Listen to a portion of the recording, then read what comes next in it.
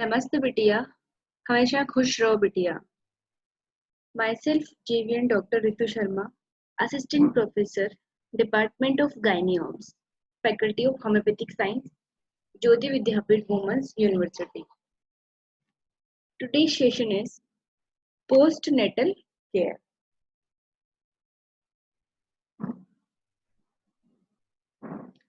Postnatal care.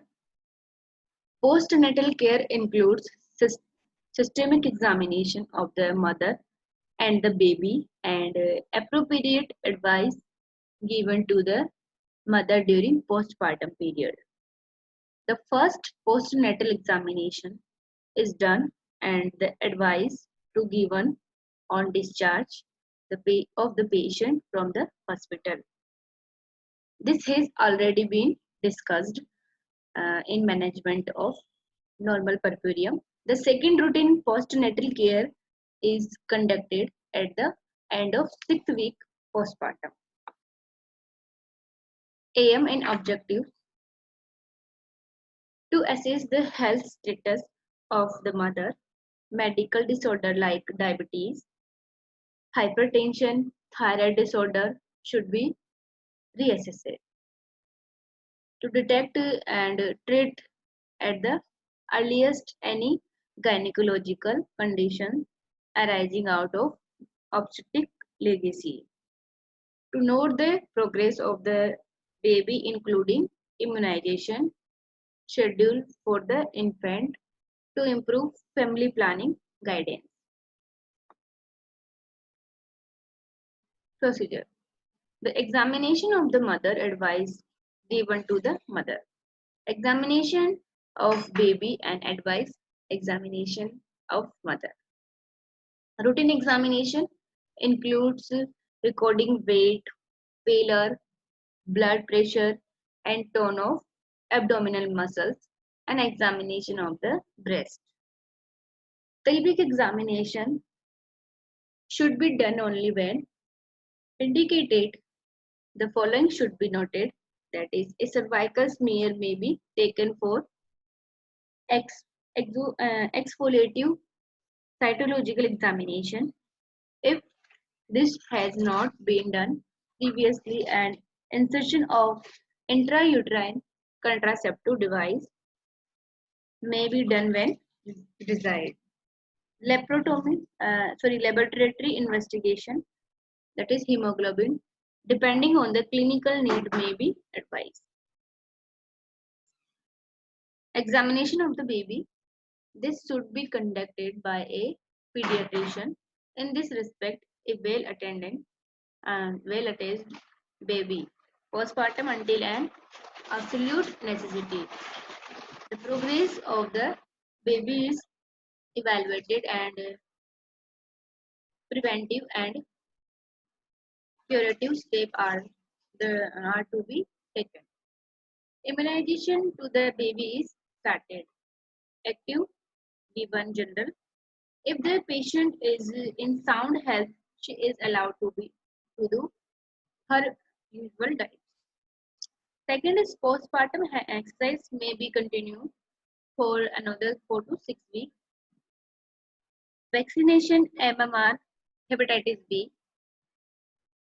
And fourth is to evaluate the progress of the baby periodically, and to continue breastfeeding for 6 months.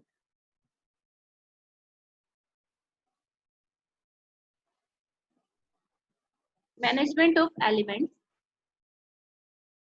Additional investigation and appropriate therapy is given according to the abnormalities detected during checkup. Management of some common gynecological problems are given below. Some women need psychological support also. Irregular vaginal bleeding. It is not uncommon to undergo irregular or at times heavy bleeding after 4 to 6 weeks following an uneventful period after delivery. This is usually the first period, especially in non-lactating women, and simple assurance is enough. Persistence of bleeding dating back from childbirth is likely due to retained bites of conceptus and usually require ultrasound examination followed by dilation and curettage operation. Leukorrhea.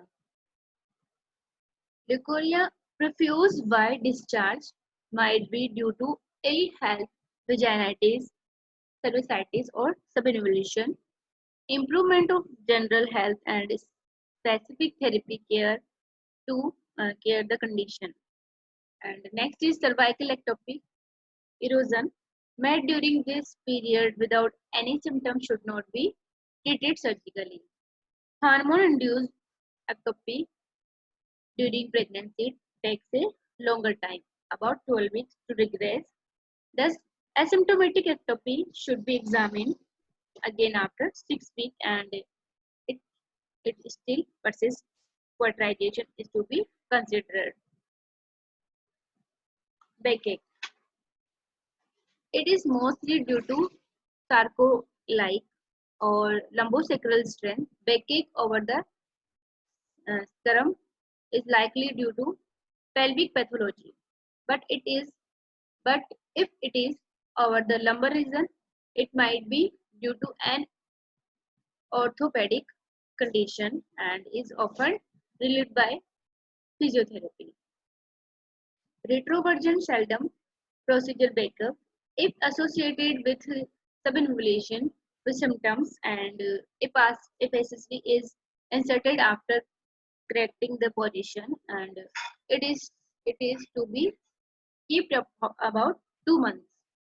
Slight degree of uterine descent with cystocele, stress incontinence and relaxed perineum are the common finding at this stage.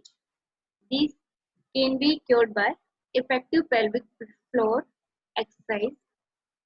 However, if the prolapse is marked, effective surgery should be done after 3 months. Urinary and anal incontinence. The woman is examined for any sphincter injury. Perineal exercise are advised.